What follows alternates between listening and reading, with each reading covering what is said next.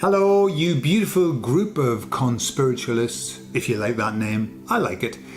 Today I'm going to give you a message that came from the Jesus Energy. It's a beautiful message, and I'm sure it'll be one that'll help us all. I'll tell you all about it on the other side.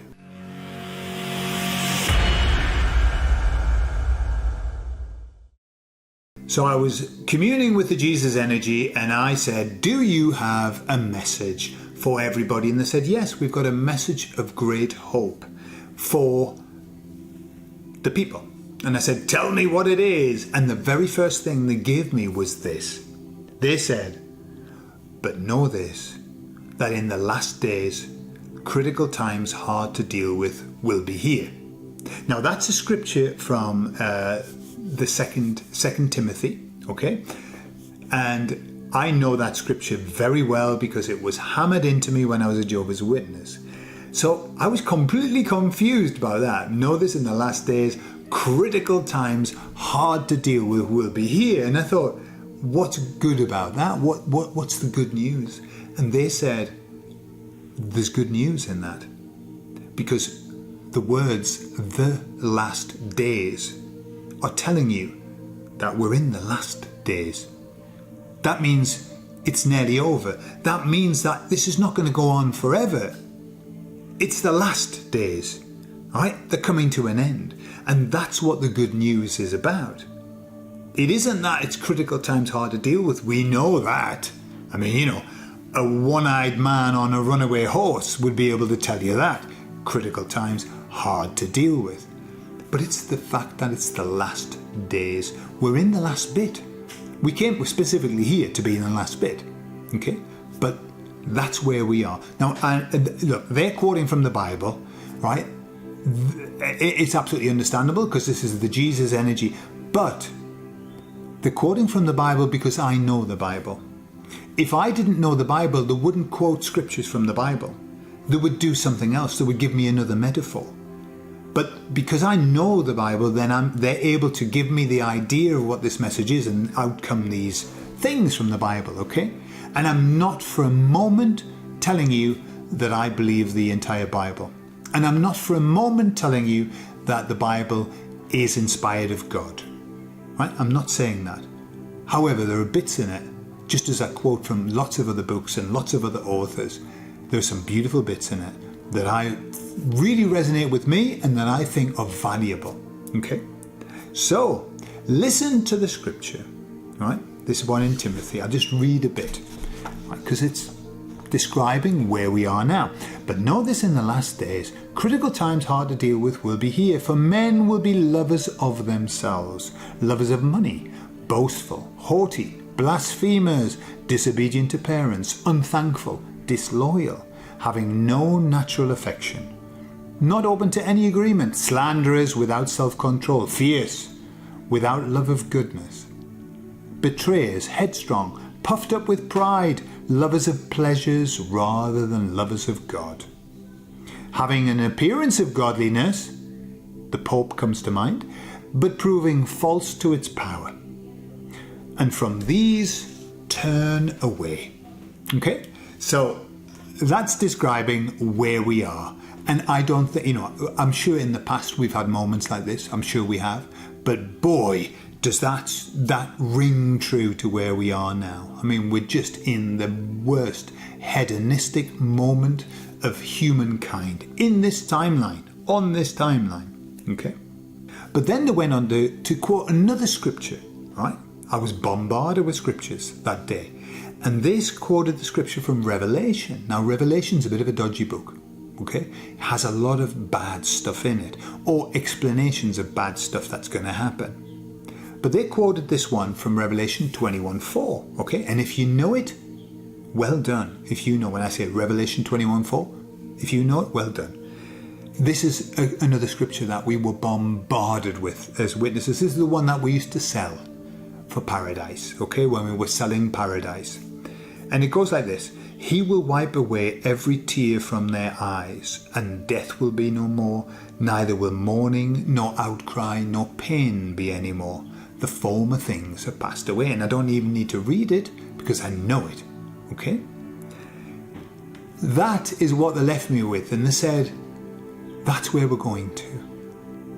So all you've got to do is understand that that's the end goal. That's the end outcome. However, to get there, we've got to go through the last days. That's where we are. That's where we are. And what's important about this? And I was thinking about this. This is contrast. Okay, this is the hero's journey. This is before you get the treasure, and before you're able to return home, you've got to go through certain tribulations and trials. Okay, I was contemplating my life. Okay, and I'd like you to contemplate your life. And I was thinking about the contrast that I have in my life now compared to where it was. What I'm aware of is if I didn't have the negative contrast, something that I can refer to and make this contrast literally with what I've got now, what I have now wouldn't be as nice or as gratifying. Now, if we think about the story of God at the beginning, where there was no contrast, zero contrast. You know, I'm God and that's all I am. And so what the idea, if you believe this, is that God split himself off into tiny splinters, and each splinter was going to go off and find contrast and find a way of returning back to God via the hero's journey. Okay? So I think about when I was bankrupt. If I hadn't have experienced bankruptcy, I wouldn't understand what it's like to live as I do now. I wouldn't appreciate the financial comfort that I've got. If I hadn't have had a terrible, horrible relationship, I wouldn't appreciate the beautiful relationship that I've got now. If I hadn't been a very mediocre, not present father, I wouldn't appreciate the father that I'm able to be with my two sons that I've got now. So everything that I've experienced that has been at the time very, very negative is only there as a contrast so I can appreciate what I've got. If I hadn't worked for the man for 20 years and wasted probably 20% of my life traveling from place to place, I wouldn't appreciate being able to work from home and have my own business and be self-employed.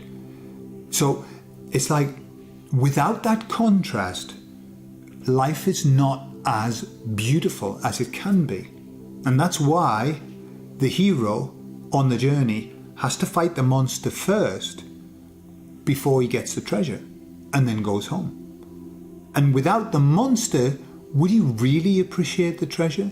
Without having gone without food, without having gone through shithouse emotions, would he really be able to appreciate the nice things that he's going to get? And so when we get to the point where in this scripture, he will wipe away every tear from their eye. Now, the thing is, that's contrast, because we're crying and then we have our tears wiped away. You can't wipe away tears if there's been no tears. And so what that scripture is saying is, expect to cry, but don't worry, because afterwards you're going to have your tears wiped away. That makes sense. So we've got to go through the bad stuff, and then we'll have the nice stuff. And it can't work any other way. Sorry, that's bad news for all the people like me who just want a bit of nice. But that's the way it is. So when the contrast comes, remember, your job is to learn from it, experience it, and then get the fuck out. Okay? Learn and experience as quickly as you possibly can. And then get out. And then move on to the beautiful. And get your tears wiped away. That's where we're heading. And when we get there, it's going to be beautiful. But hey, it's beautiful now. For very different reasons, it's beautiful now. And so we must enjoy the moment even when it's not very nice. And the way that you do that is by knowing that, hey, this is teaching me a lesson. I'm here for a reason, and I'm experiencing this for a reason so that it might help me later on. That's it. That's it. It's hard. It's really hard sometimes. But it's the truth of the matter. Just in your own life experience, you look back at everything that you've suffered What did you learn from that? What did it teach you?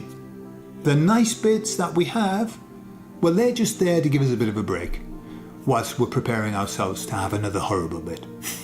Okay. It's the way that this is the way that it's set up. This is what we signed into. This is the contract we signed, okay? Unfortunately, but we chose it. You chose it. I chose it. And so we're stuck with it. Okay? I love you all, and I'll speak to you all later. Bye-bye.